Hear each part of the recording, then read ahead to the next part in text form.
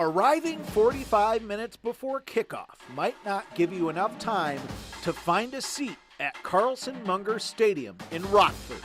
Rams fans are wild about their football team, and they show out in droves on Friday nights. In 1991, the stadium was named after Rockford School Board trustee and superfan Ted Carlson. Then, in 2021, longtime coach Ralph Munger's name was added to the stadium. School leaders say both men exemplify what it means to have Ram pride. And there is much to be proud of at a school with 3 state championships to its credit.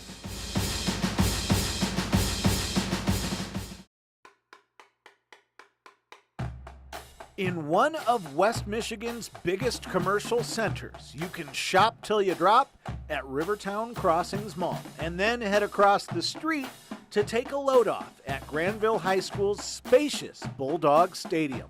Granville is one of the area's largest high schools, and their stadium was built in 1997 to handle those raucous Friday night crowds.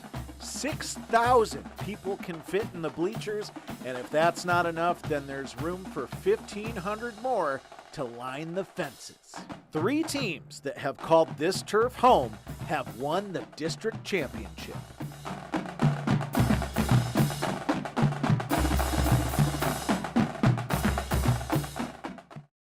Located just about 2 miles from the Lake Michigan shoreline, there's no better place for a Buccaneer to hide out than Gene Rothy Field. And that's why the Grand Haven Buccaneers have called this stadium home since 2007. 3 years prior to that, the community lost a longtime teacher, coach, and Air Force veteran named Gene Rothy, who gives this field its name.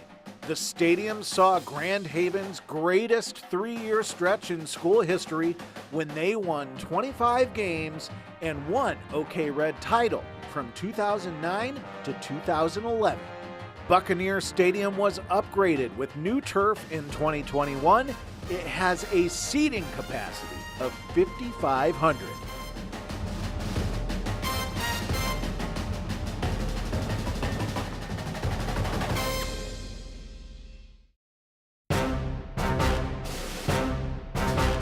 Rocket Stadium at Reese Puffer High School has a seating capacity of 5,000 and a natural grass playing field.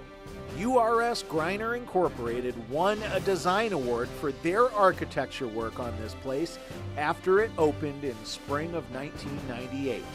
Later that fall, the Rockets won the first game in their new stadium 16-7 over Traverse City West. From the sky, you can see the wave design leading up to the entrance tunnel, representing the flames coming from the rocket design just inside the stadium. And that rocket you see on the field, that's the upper section of a real V-2 rocket. It was designed for space exploration and built in Germany.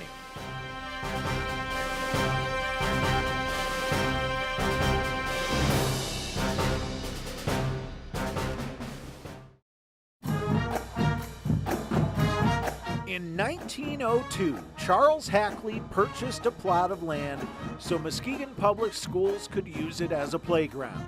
25 years later, that land became the beloved and iconic Hackley Stadium. The first game was an 89-0 win over Muskegon Heights.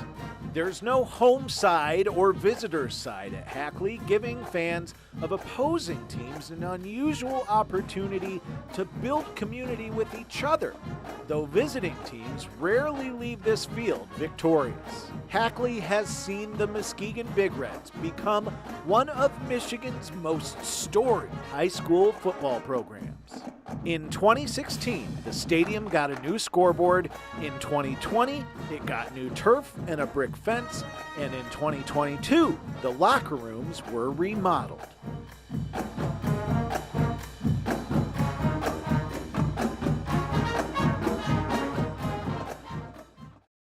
Many stadiums are eye-catching, but what makes West Catholic's Falcon Stadium special is what you cannot see. This place was built in 2002 by West Catholic families, Nothing was store-bought. Everything was either donated or put together by human hands. The bleachers were brought over from Hausman Field when it was renovated. The light poles were donated from the old racetrack in Muskegon. And the ticket booth, affectionately referred to as Miss T's house, is named for longtime West Catholic teacher Rita Todoritis.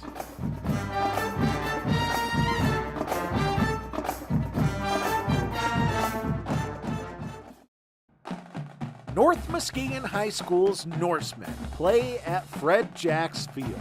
This place was built in 1935 and hosted its first night game 10 years later. In 1962, it was named after Fred Jacks, better known in the community as Doc Jacks. He was an area chiropractor who worked with the football players for free. Jacks Field has a natural grass playing surface and a seating capacity of 2,200. That's about perfect for a town with a population of 3,800 as of the 2020 census. In 1996, the bleachers, press box, track, and field were renovated.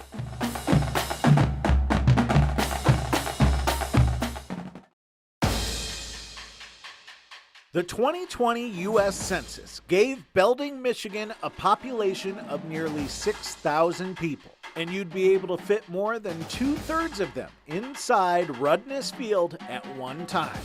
Home of the Belding Black Knights, Rudness is named for the man who coached the football team in the 1930s and 40s. The stadium, as it stands today, was built in 1997 next to the field house, which was once an elementary school. Its last major update was in 2012 when turf was added to Rudness.